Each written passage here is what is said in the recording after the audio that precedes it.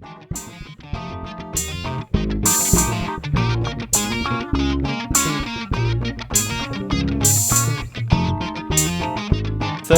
welcome again to another episode of my podcast where I talk about underrated music with friends. So it's called Underrated Overhated because that's exactly what it's about.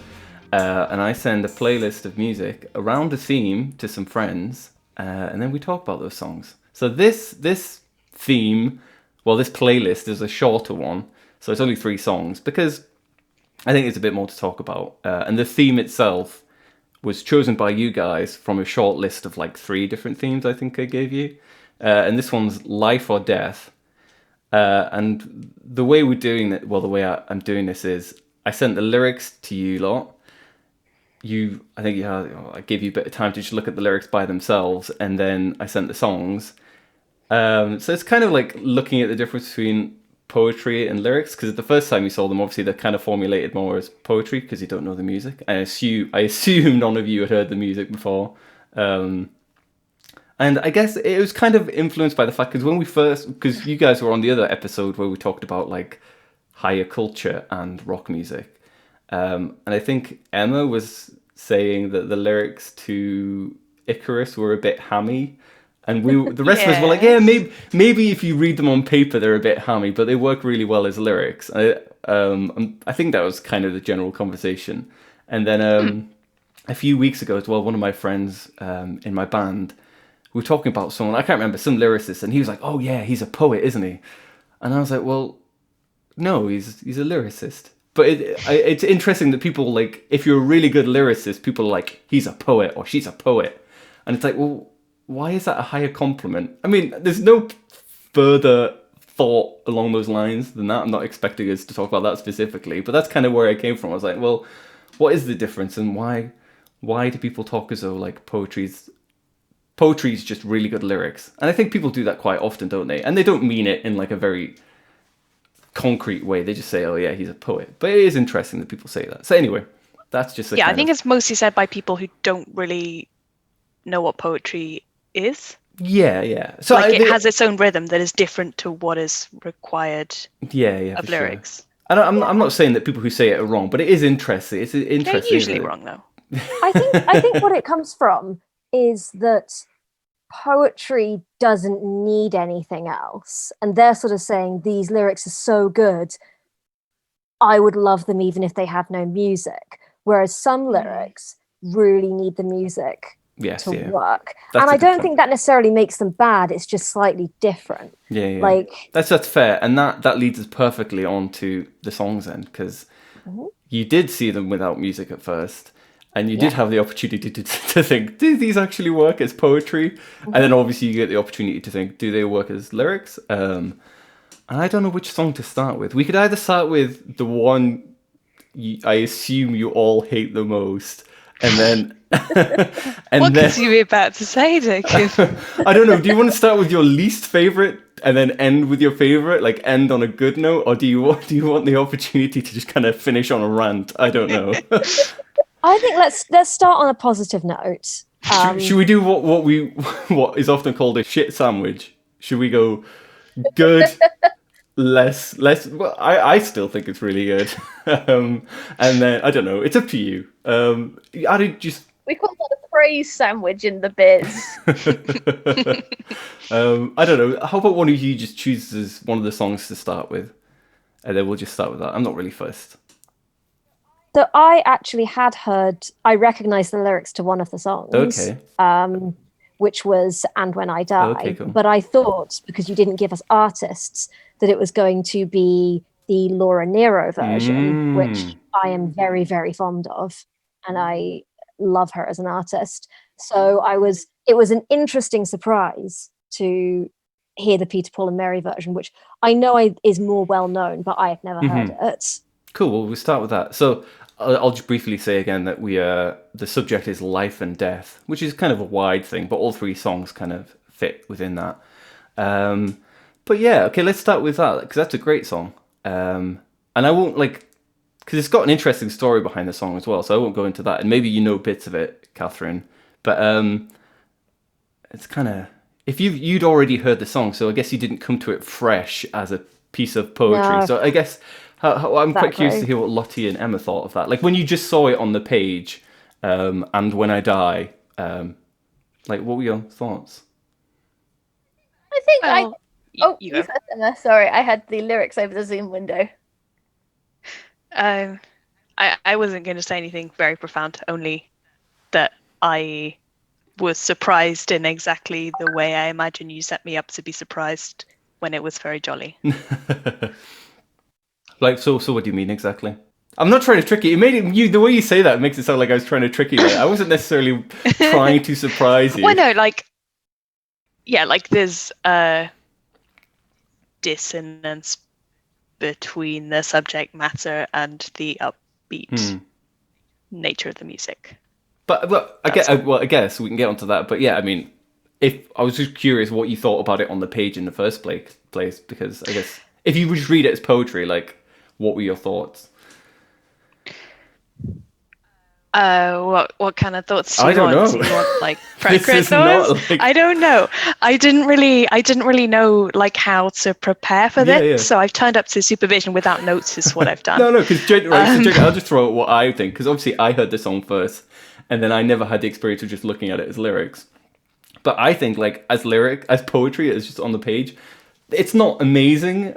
It's not really that much at all. It's just kind of, it just does what it does. Really, kind of, is workmanlike, I guess. Is almost what I'd say. It gives you an indication. I felt like looking at these lyrics. I mean, I was like, oh, I bet it'll be a sort of folky kind of song. Maybe it's because it's that sort of emphasis on kind of repetition and not a big kind of tonal variation, a lot of like slow movement. And when I listened, like Emma, I was kind of surprised because I was like, oh, this is quite jolly. I didn't feel as though there was a huge kind of divide between. I didn't kind of look at the lyrics and then listen to the music and then be kind of like, oh yes, these are two very different things. I kind of looked at the lyrics and was like, these look like lyrics without music. Yeah. Which maybe we can, I don't know, unpack. There's my supervision word. Well, why don't you unpack it for us then? What were your thoughts? Oh, you turned it round on me. You turned it right round on me. Because I'm the supervisor here. That's No, I'm always the supervisor. Reinbold will try and regain power. She'll try and Oh no, there's going to be a coup. Oh, you know it. I guess when I first looked at all the lyrics, that you gave us, the other two songs felt more like poetry on the page. Right. Whereas this felt more like lyrics. And I think my gut would be that's because of you noted the repetition.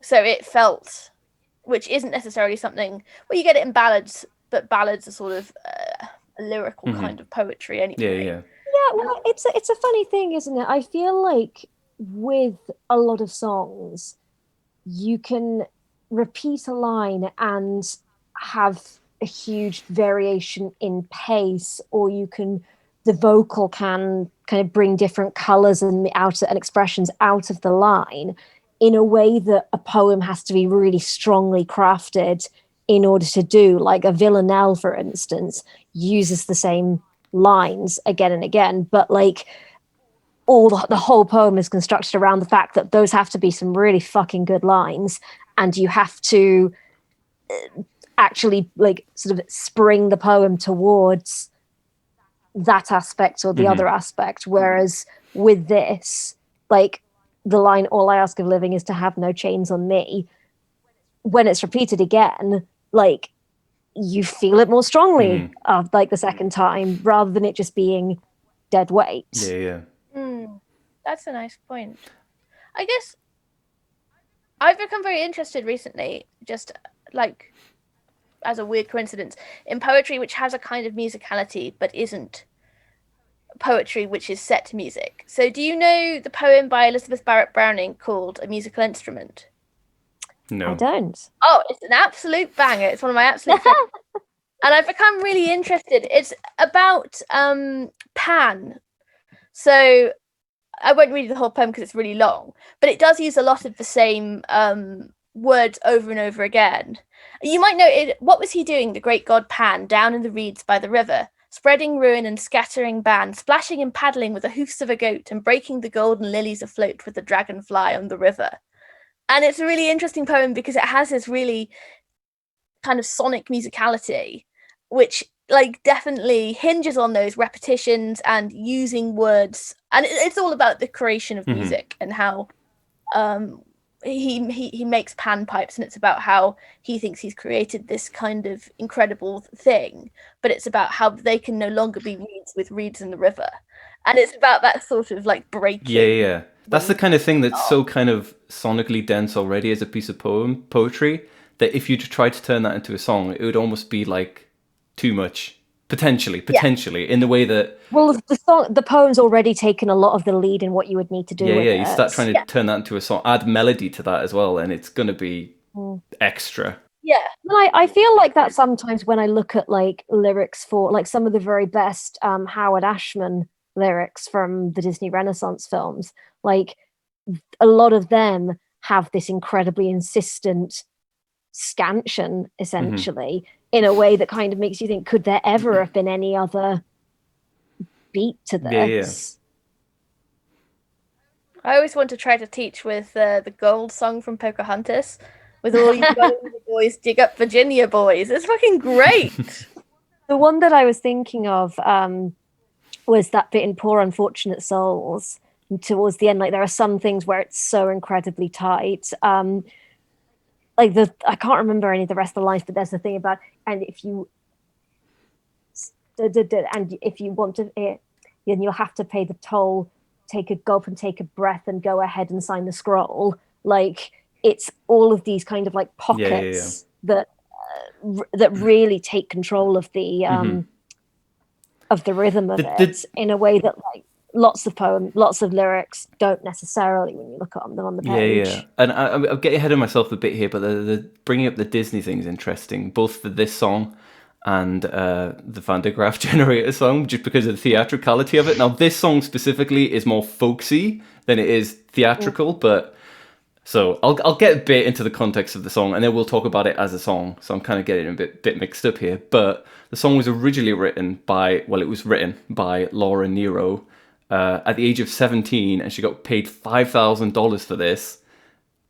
She sold it at the age of 17, or no, she was maybe like 19 at the time when she sold it to Peter, Paul, and Mary, and that would be worth about $40,000, I think, in today's money. You'd take it, wouldn't you? Yeah, she got tons of money for it, and it was quite a big hit. And then she herself did her own song a couple of years later. But the most famous version of the song is by a band called Blood, Sweat and Tears, who are like a jazz rock band, and they covered it in like 1971. And it's really weird because before they covered it, they wanted Laura Nyro to join their band to be the singer for them. Then she kind of turned them down, and then they just covered her song instead. But I included this one because I personally think this is the best version of the song. Personally, it's a hard disagree, but that's... Yeah. I mean, it's. I like the Laura Nyro one. I like the Blood, Sweat and Tears one, but it's a lot goofier. It's very like cowboy kind of honky tonk piano kind of vibe to it. But the Laura Nyro is an interesting artist because she's very like theatrical. She's got that kind of show tune vibe to a lot of her stuff. Yeah, and I suppose I feel as though her vocal style really suits this song particularly. Yeah. It feels very soulful and like it sort of feels when you listen to it like she's kind of going full throttle. I mean, especially at the end where she does go full throttle, and she has a crazy her falsetto voice is fairly like balls to the wall, isn't it? It's it's crazy. But I mean I really like this one. I think this one really fits the lyrics because this is a really good version as well, I think. But I'm also just biased because I know the Laura Nyro version very well, and and I've heard this one once. But what I was going to say, this one, I mean, I heard this was like the last version of the kind of these three that I just mentioned that I heard. And this one, it makes the lyrics actually sound like it is an old like trad folk song to me, because like lyrically, the lyrics are quite folksy actually, and it's a common theme in like loads of folk music, just dying, and it's just about facing death with good humor, and it sounds so like at home in a folk genre, whereas her version is a lot more show tune, soul. I don't know what you'd call it, big band kind of thing going on. But I'm quite curious what Lottie and Emma think about this song. Well, I have never heard the other. Well, that's fine. Yeah. Or any other That's version. why it's better to like get your opinion on it, because like you're not biased by the other two versions, which are very different. Is there anything specific? Did you like the would song? Like us to discuss? This is a very Cambridge No, it's exam not. of Like, you. did you like the song? I swear, I'm not trying to trick you. Yes, it was nice. God, like I must have a terrible like reputation on a personal level. That everyone I get onto this thinks I'm tricking them in some way, and like that's fair. I understand the kind of the personality I cultivate amongst people. That's fine. I have to accept that. But the mirror has been held up to me, and I don't like what I see. But yeah, did you like the song? Like, because I mean, yes. The three songs I chose. Yeah, right, nice. The three songs I chose, I like them all. And sometimes if I ask you if you like what you think of them, that's all I'm asking about. Like, did you like them or not? But you like the song. That's cool. Like, yeah. Yes.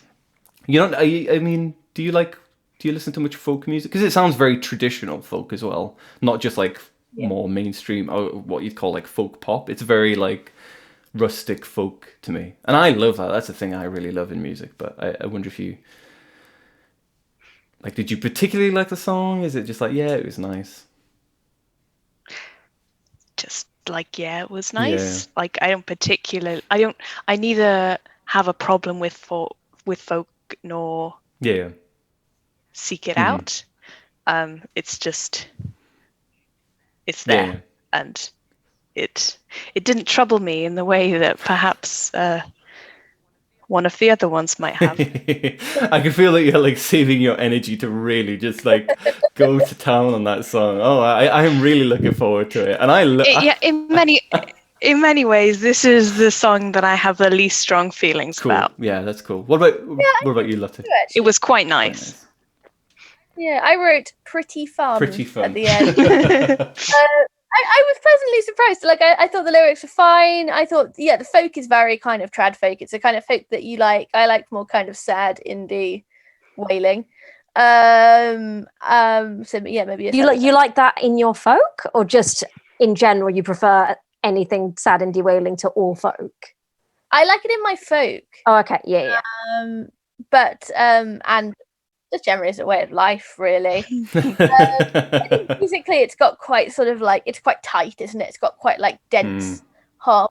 Yes. It's like, I always think it's like an almost slightly brittle sound that kind of folk has. Yes. It's very, I don't know how to explain it. It's I think that era of like trad folk, and I think you hear it in a lot of like the British revival of folk, like in the late 60s as well. It can sound quite like haughty or something, quite removed or quite. I don't know. There's something about it sometimes. I mean, like, it doesn't bother me. Like, it's sometimes not very homely, and I think there's something about this, like, especially when it's an American band and they're doing that folk accent thing, and you can immediately spot it. And I think a lot of people get annoyed by it. I love it, and I think this is great. And I think it's funny that this it's by Peter, Paul, and Mary, who are most famous for Puff the Magic Dragon. Yes. It's just like this. I think this song is great, and I really love it. But I would recommend to Lottie and Emma, Laura Nyro, you should seek out her version and just grab not necessarily buy it, but go on Spotify and like listen to her greatest hits, because she's such a weird artist. Like, she doesn't. I don't know who else sounds like it. Like, you listen to it, and in a way, it's really obviously like big band soul pop stuff. But then you're like, what actually is this? Like, it's really weird. Yeah, like if you put me on the spot and you made me do a kind of elevator pitch for her, I'd almost be like, she's got almost like a kind of gothic Dusty Springfield. Yes, yeah, but like a lot more raucous as well. Yeah, like it's that thing where I think she's got an incredibly singular voice that, like, maybe this is the thing. I think the Peter, Paul, and Mary one is something that is would be really good to sing along to, and has a kind of choral element to it. There's no singing along to, or maybe there is in that kind of more sort of soulful. I know what you mean, though. I know what you mean, because element to it, because it's like you would to watch her belt this out. I don't know. I maybe I was like, no one else sing. Let her go. I know what you mean. I know this." what you mean. I think it's the folksiness of the Peter, Paul, and Mary version which makes it a bit more sing along. And I love that. I Yeah. love the harmonies. I love like the interplay of like the female vocal and then the tenor and the baritone. I think especially like the last verse with the baritone bit. I think is awesome.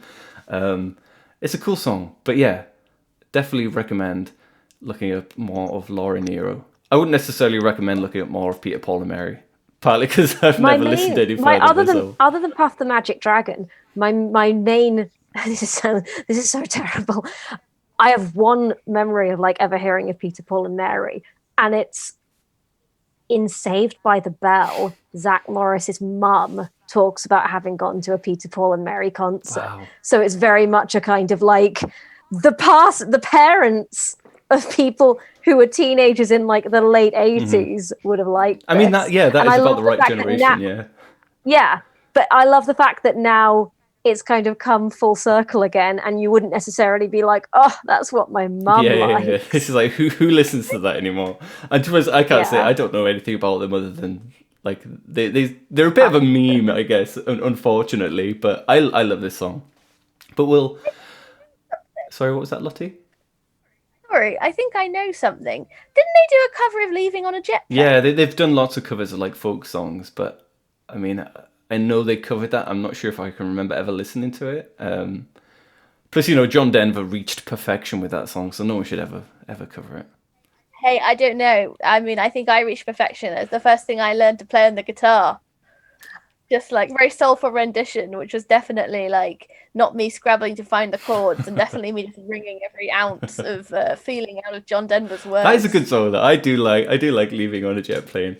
I happened to be talking about John Denver to Phil the other day, and I was like, oh, and he writes about Denver, and his name is John Denver. And then I had this moment of like, that can't be right. And I was like, have I got this mixed up in some way? And because I was like, what chance would it be that his name is Denver and it is specifically Denver he's writing about a lot of these things? And then I googled it and I was like, oh no, he named himself Denver. Oh, I didn't know because that. it was his favorite state. His real surname was like Deutschendorf. Wait, or something. that is much more rock and roll. That is so much more rock and roll. But also, I don't even know if in America that's how he would have said it. Like, would it be Deutschendorf? Probably. Like, all bets are off because sometimes those names are correctly pronounced in America and sometimes they're not. Yeah, that's true. But John Denver, good name. Good songs. That's takeaway. I mean, we're covering a lot of ground here. We're covering the 3 songs that we started with and John Denver.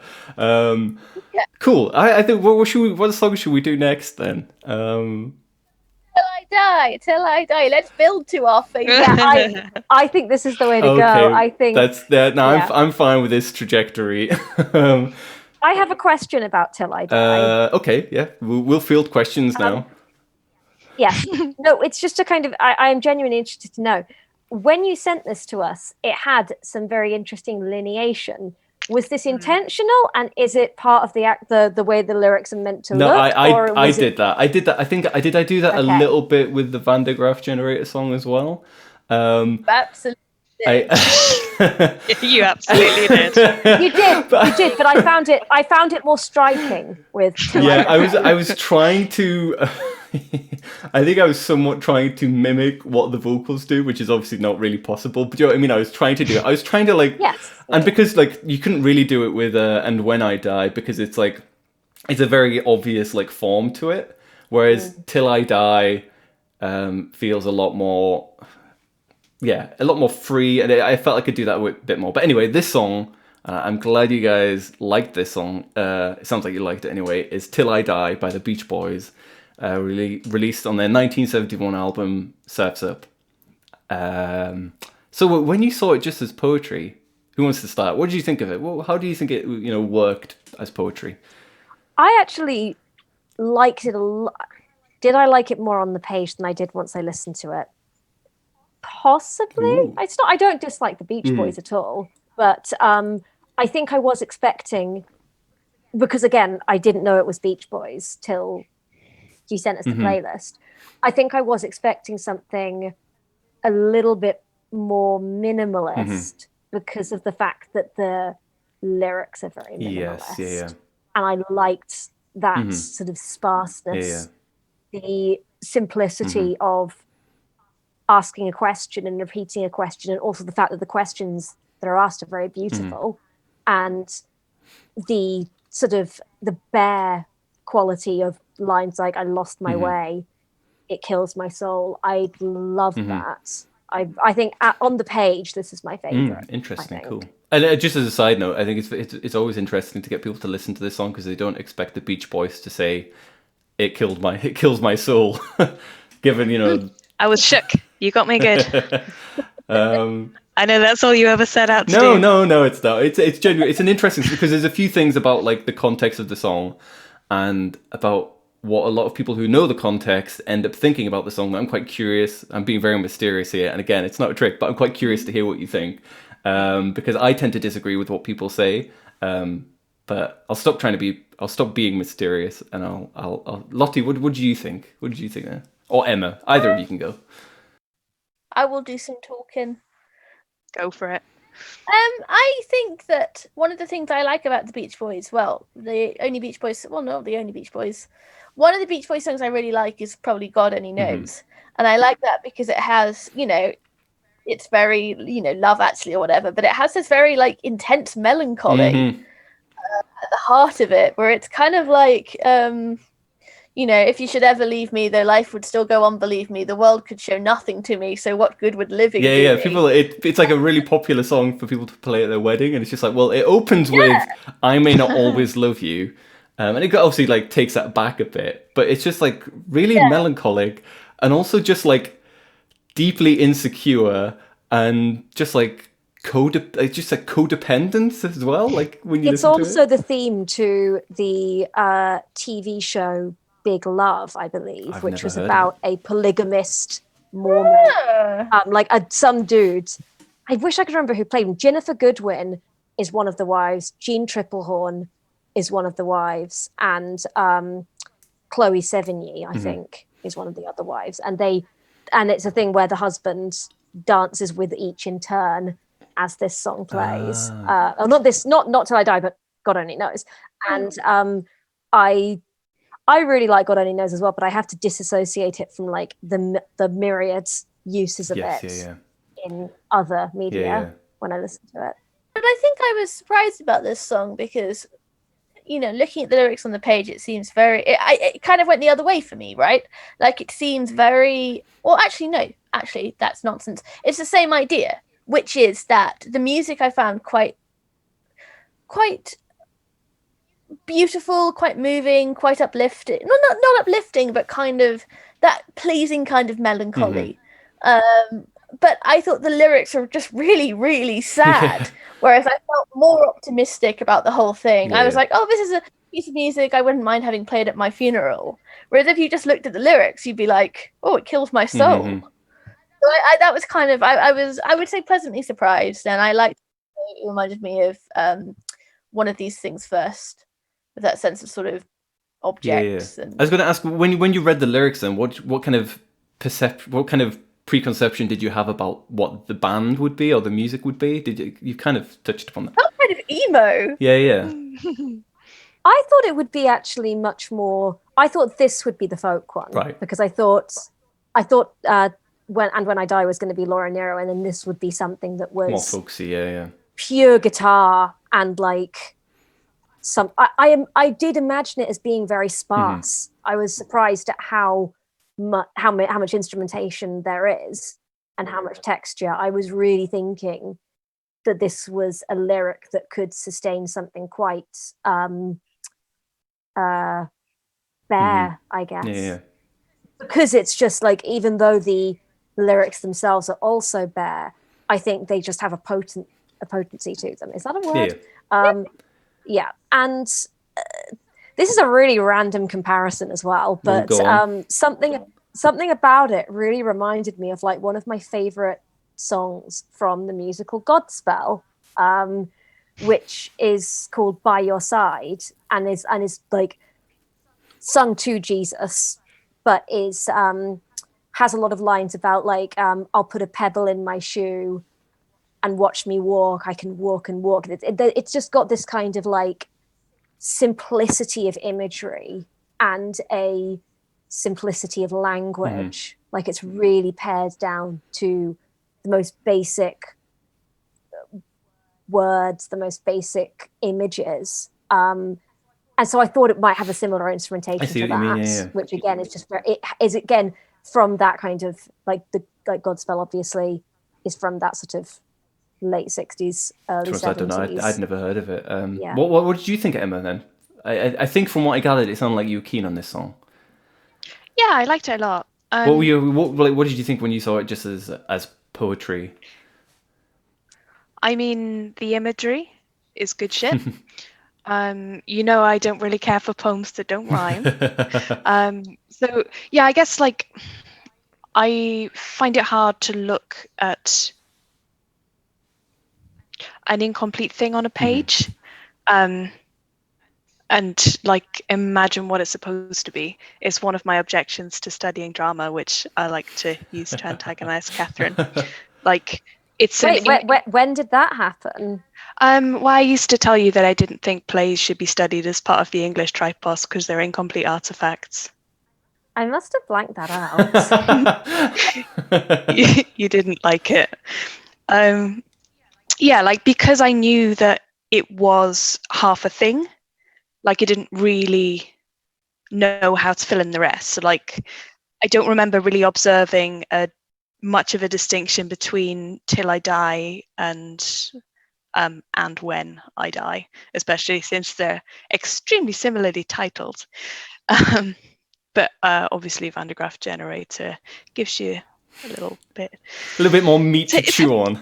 It's got a lot of character. That's very hard to deny. Yes, yeah. Let's not get ahead of ourselves. So to be honest, I wasn't able to like fill in much about it.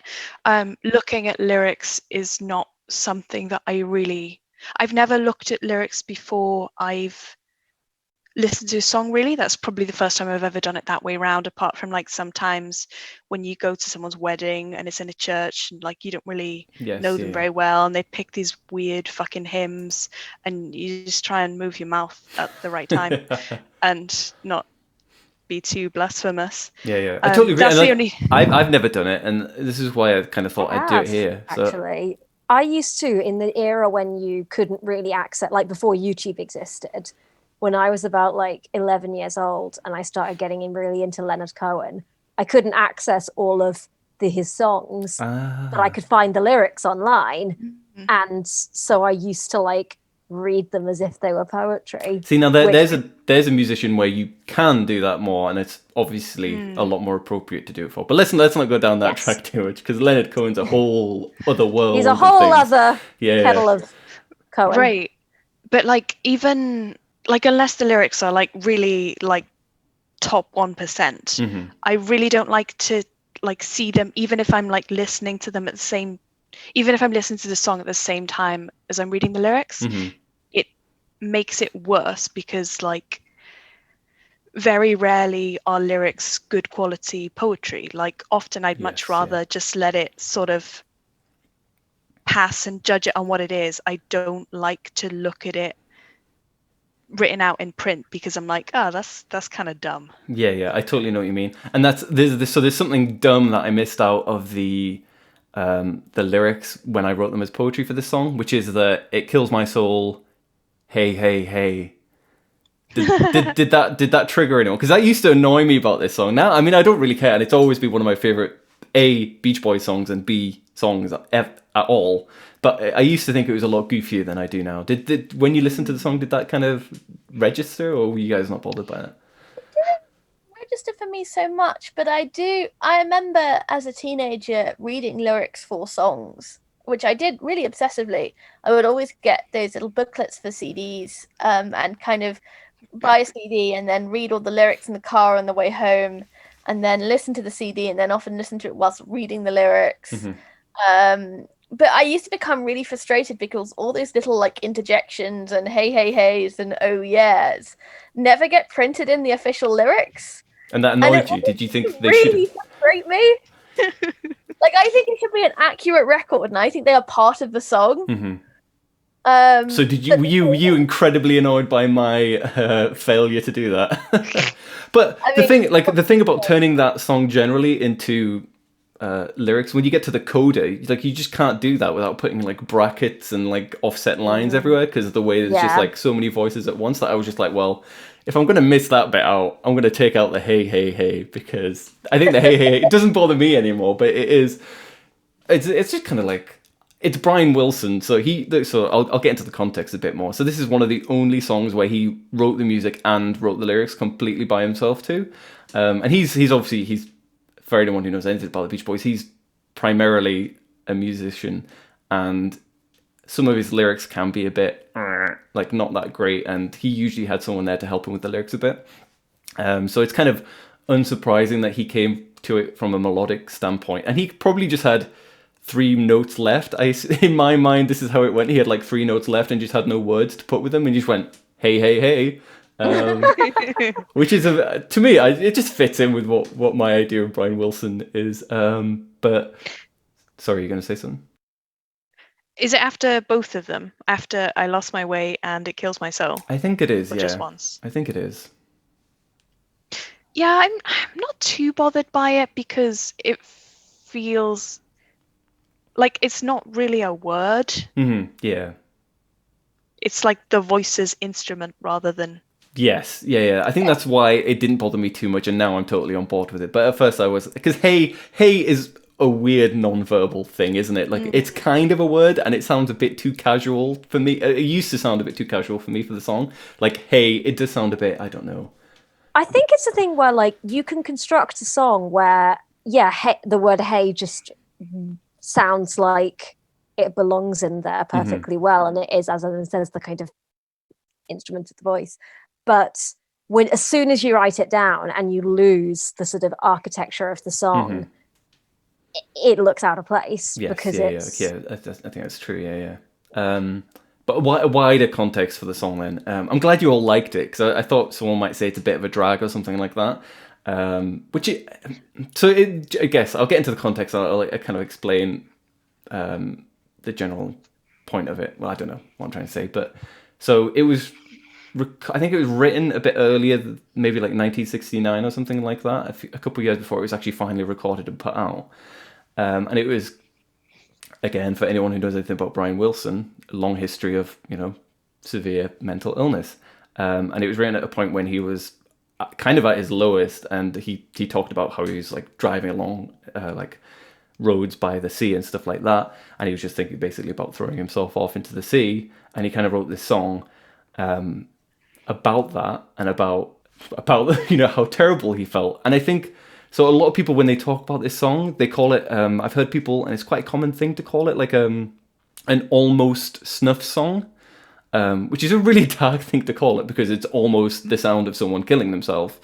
But people always say it's like the most depressing song ever, and they read it as a really like depressing coda. And I didn't necessarily know all that context before I heard it, and I don't hear that in it at all. To me, it sounds like a radical, almost like mindful acceptance of certain things that he's maybe not happy about in his life. The feeling of directionless and things like that. But to me, it just, I don't know. I don't know what I'm rambling a bit, but it's quite common to see it as just a drag. And in fact, Mike Love, who is the biggest douchebag in the Beach Boys history, who is like the bass singer in the band, didn't want it recorded and released because he thought it was, and those exact words, too much of a drag. And I think he was completely off the mark, as always, because he's a piece of shit. But I don't know. What do you guys think of that? Well, I mean, it's interesting, like, now that you're saying about that other way of reading it, I can see it, apart from the, like, what are they, interjections of, like, I lost my way and it kills my soul.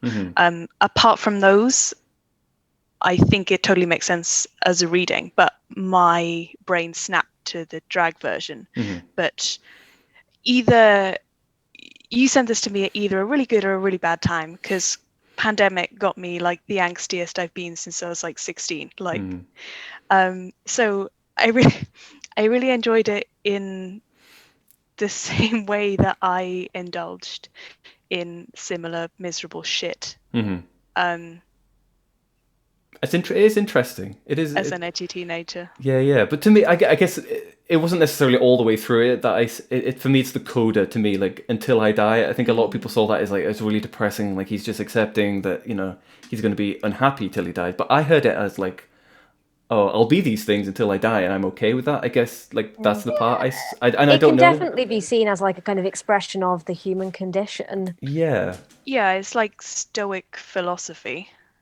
And I mean, I love Brian Wilson, but I don't think he was trying to make that point. I'm not saying you can't read that into it, but I just think it's... Stoic philosophy is like not super fucking deep. It's just like you can't control your circumstances, all you can control is how you're going to feel about them. Yeah, no, it's true. And I'm not even sure, I don't know exactly, I'm not saying, I don't think either of the interpretations is correct, obviously. I don't think that way about these things, but I don't know. I think it's interesting that there are these two quite divergent schools of thought on it, and to me I just never heard it as a miserable song, mainly because I just think that coda is so brilliant and perfect, and to me it's clearly not happy, but it sounded, I don't know, for me the best Beach Boys is an almost like, it's hymnic, isn't it? It's almost religious, it's kind of like adjacent to that kind of experience, and yeah, so it's not happy, but there is that kind of uplifting part of it. I don't know, the words almost fail me, which is why it's so good. Yeah, well, which makes sense why it reminded me of Godspell, which obviously loads of the songs in that are kind of inspired by parts from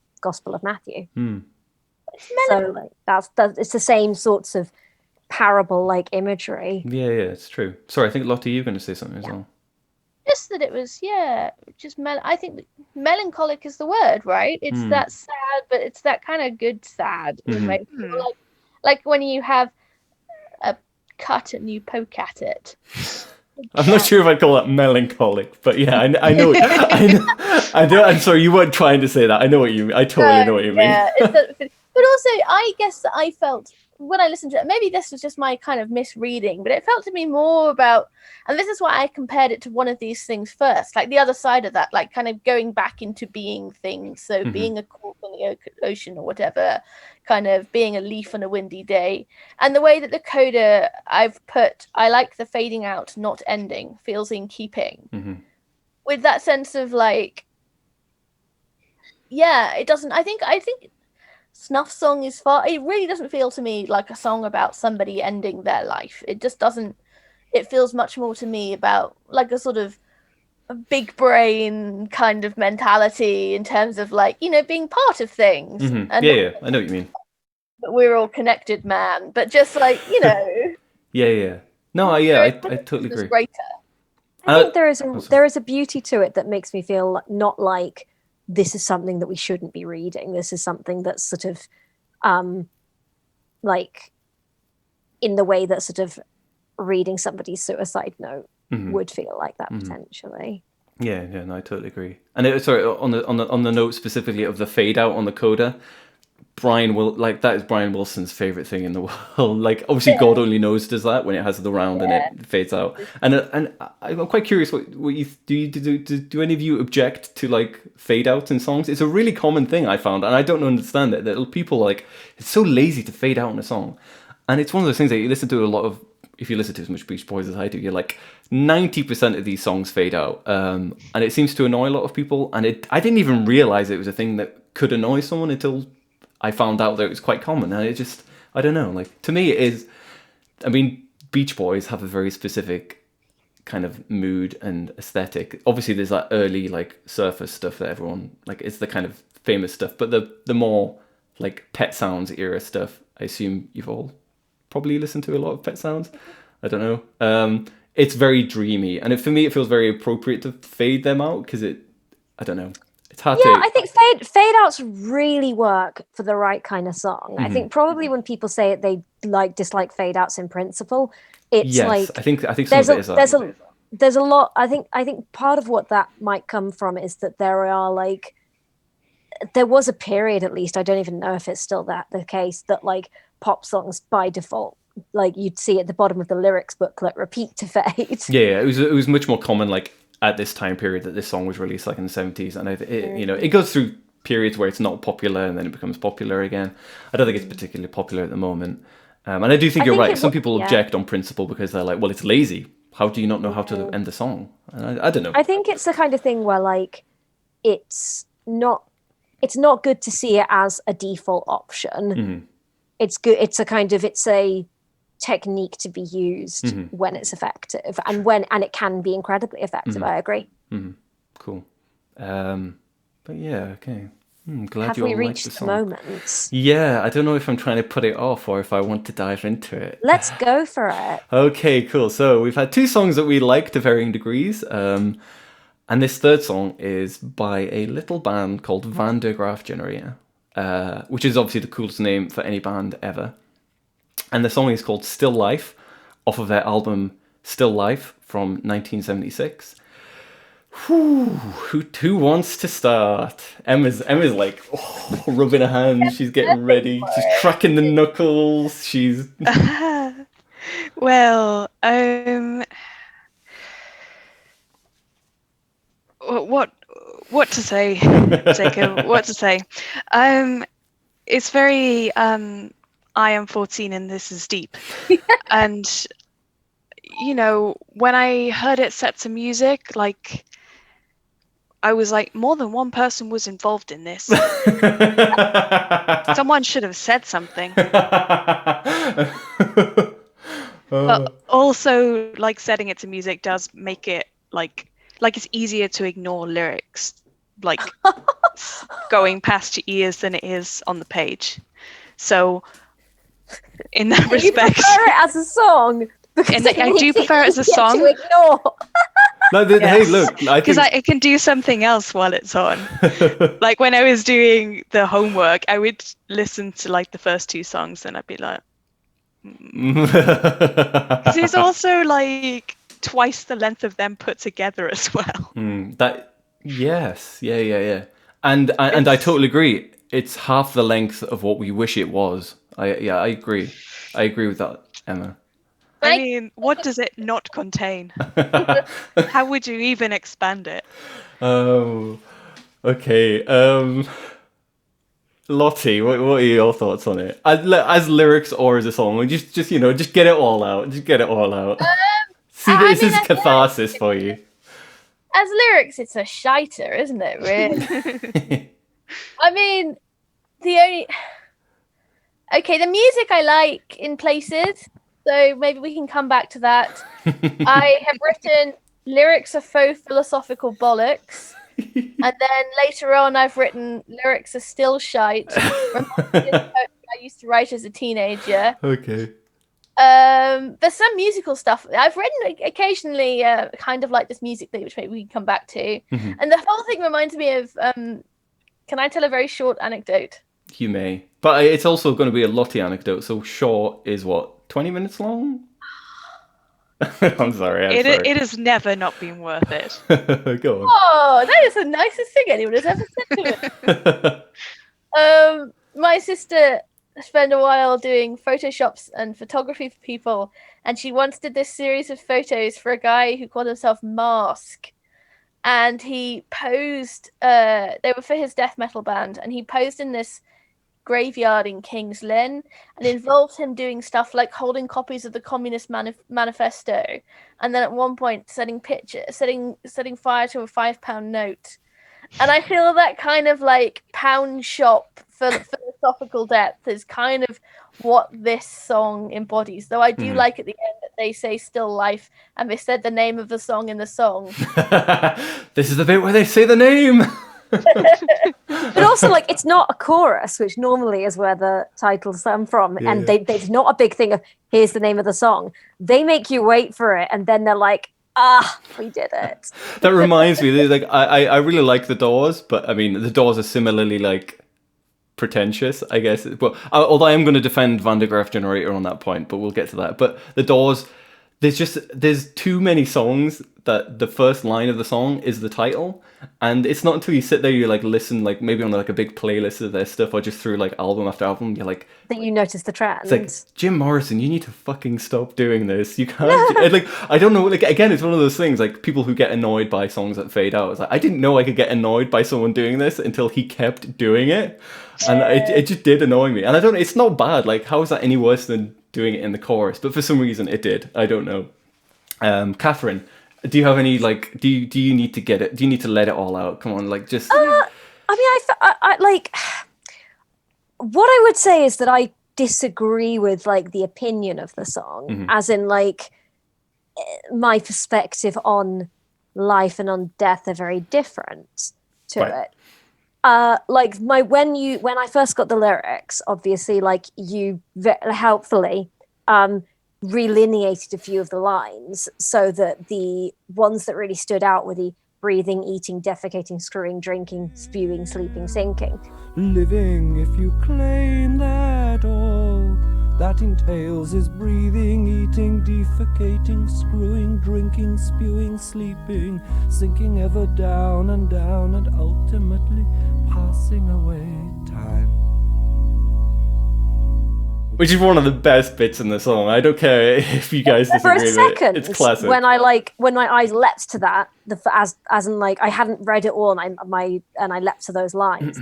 I was like, yeah, this is like life, and it's great. I had this kind of like James Joyce like thing of like, right. Shitting and eating, and that is like, and it's wonderful, isn't it? And then I read it in its context, and I was like, oh no, we're really on different pages, me and these guys, about like breathing and eating and defecating and screwing. Defecating, please. Okay.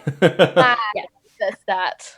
But also, I have like a comparison came to mind quite quickly, as in, this is like, okay, I feel like the last time we did this podcast, I talked about Joanna Newsom all of the time. So I'm going to do it again. She has an amazing song about life and death called Time as a Symptom, which is just one of my favorite songs. It's the ending of her album Divers, and it's a lot about kind of circularity and transcending death and that sort of thing. And a few points in this, it's just like the shit version, the shit younger brother version of that song. It's like, you know how like Mega Blocks. Yeah, like I think this. So Björk, the Icelandic wonderful singer, has a song. Oh, that Björk. Okay, I thought you. Yes, just in case you didn't know, like she.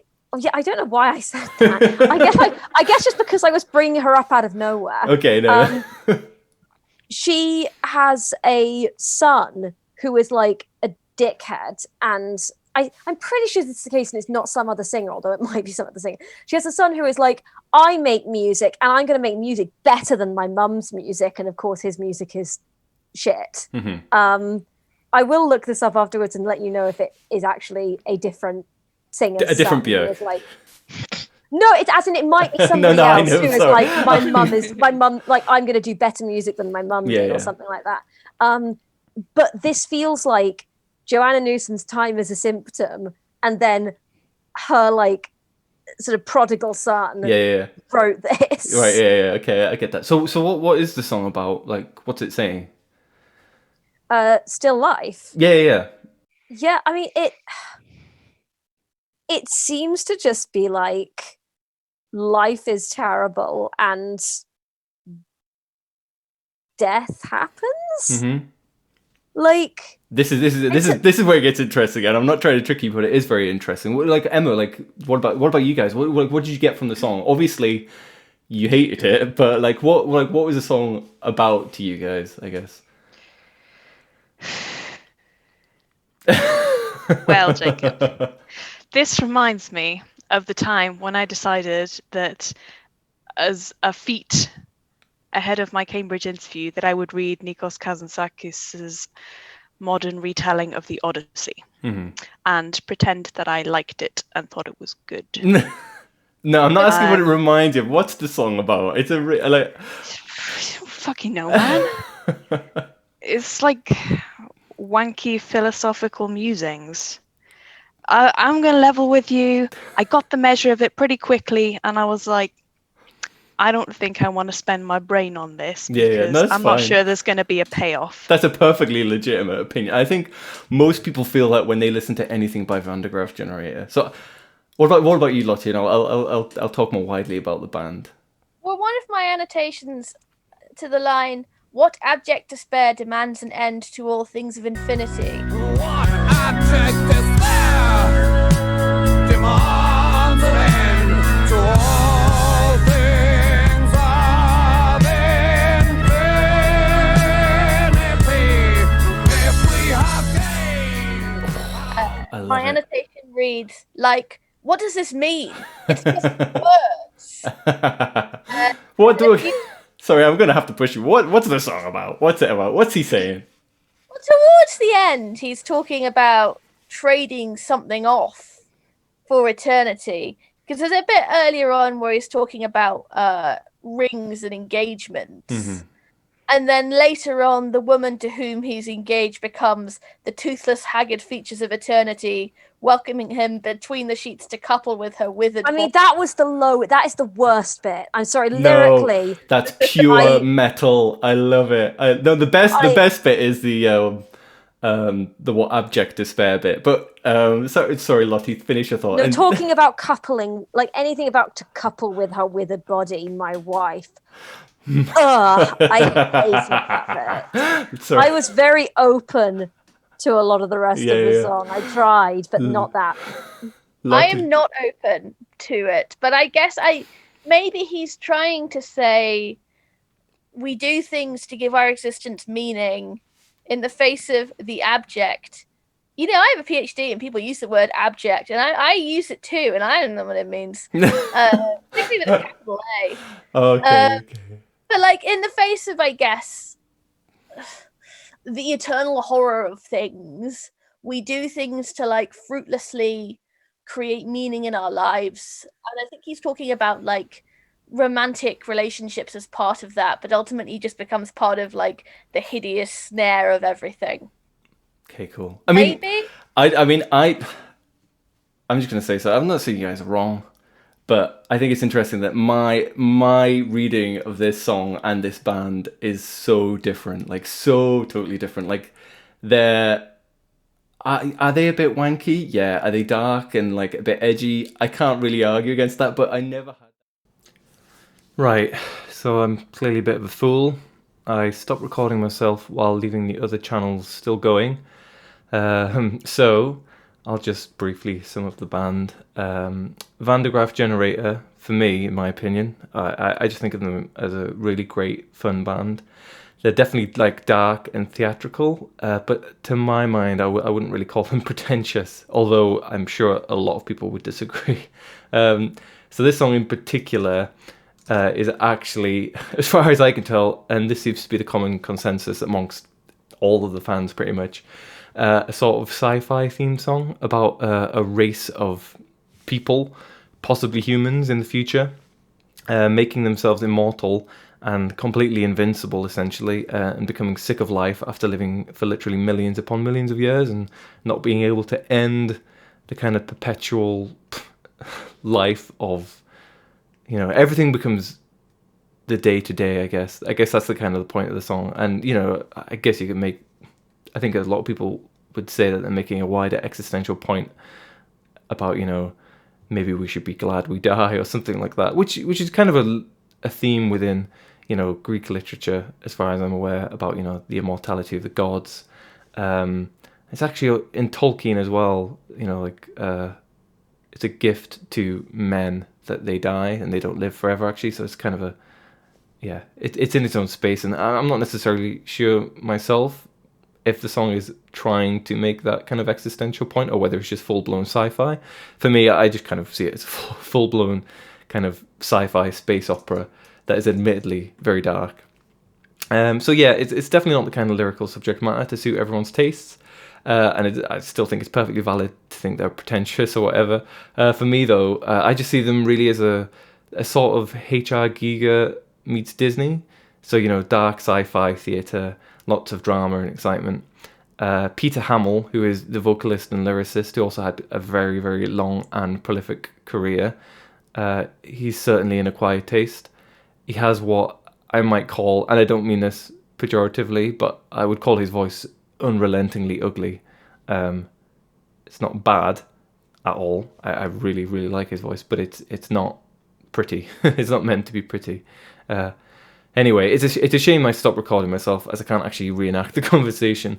But I'll just leave you with some commentary from my friends about the song, obviously spewing their vitriol upon it, and then I'll give you their farewells. Thanks for listening. Well, I wish them really well. I wish them well. Yeah, they're not actively harming anyone, so they should be allowed to get on with what they love to do. They never hurt me, apart from that 7 minutes times. I probably only listened to it twice, so that's only like 14 minutes of my life I won't get back. I still hate the lyrics, although I think the context is interesting, but I still hate the lyrics. But I did kind of enjoy it musically. The first part I've written, I hate this, though it sounds like a mixture of Baby D and a Disney villain with church vibes. And then I've put he says defecating funny. Which starts to take away the threat of death. I've put suddenly funky, love the Hammond organ, lyrics are still shite, slight Pink Floyd vibes. I like there's some nice sort of like triplets musically, which I like. There's a bit which says like the music a lot, hate the lyrics, yes please all day to that sax. Well, it's that weird kind of Sprechgesang thing he's doing at the beginning and the end, and then like sort of pseudo meatloaf in the middle, which I kind of enjoy. Thank you for having us. Thank you. Jacob. Bye. Let's see my dog. He's looking real. Yeah. Let's see. He's got little rainbows on him from the door. Oh, he's lovely. Oh, hello.